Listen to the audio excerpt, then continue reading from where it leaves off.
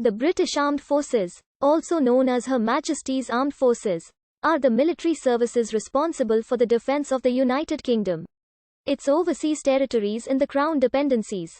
They also promote the UK's wider interests, support international peacekeeping efforts and provide humanitarian aid. Since the formation of the Kingdom of Great Britain in 1707, the armed forces have seen action in a number of major wars involving the world's great powers, including the 7 Years' War, the American Revolutionary War, the Napoleonic Wars, the Crimean War, the First World War, and the Second World War. Repeatedly emerging victorious from conflicts has allowed Britain to establish itself as one of the world's leading military and economic powers. Today, the British Armed Forces consist of the Royal Navy, a blue water navy with a fleet of 79 commissioned ships, together with the Royal Marines, a highly specialised amphibious light infantry force, the British Army, the UK's principal land warfare branch, and the Royal Air Force, a technologically sophisticated air force with a diverse operational fleet consisting of both fixed-wing and rotary aircraft. The British Armed Forces include standing forces, regular reserve, volunteer reserves and sponsored reserves. The head of the armed forces is the British monarch, currently Queen Elizabeth II, to whom members of the forces swear allegiance.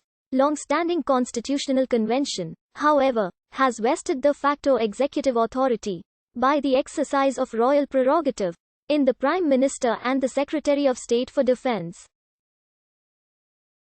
The Prime Minister makes the key decisions on the use of the armed forces. The UK Parliament approves the continued existence of the British Army by passing an Armed Forces Act at least once every 5 years, as required by the Bill of Rights 1689. The Royal Navy, Royal Air Force and Royal Marines among with all other forces do not require this act. The armed forces are managed by the Defence Council of the Ministry of Defence, headed by the Secretary of State for Defence. The United Kingdom is one of 5 recognised nuclear powers, is a permanent member on the United Nations Security Council, is a founding and leading member of the NATO military alliance, and is party to the 5 power defence arrangements. Overseas garrisons and training facilities are maintained at Ascension Island, Bahrain, Belize, Bermuda, British Indian Ocean Territory, Brunei, Canada, Cyprus, the Falkland Islands, Germany, Gibraltar, Kenya, Montserrat, Nepal, Qatar, Singapore and the United States. With the Acts of Union 1707, the armed forces of England and Scotland were merged into the armed forces of the Kingdom of Great Britain. During the later half of the 17th century, and in particular, throughout the 18th century, British foreign policy sought to contain the expansion of rival European powers through military, diplomatic and commercial means, especially of its chief competitors, Spain, the Netherlands and France.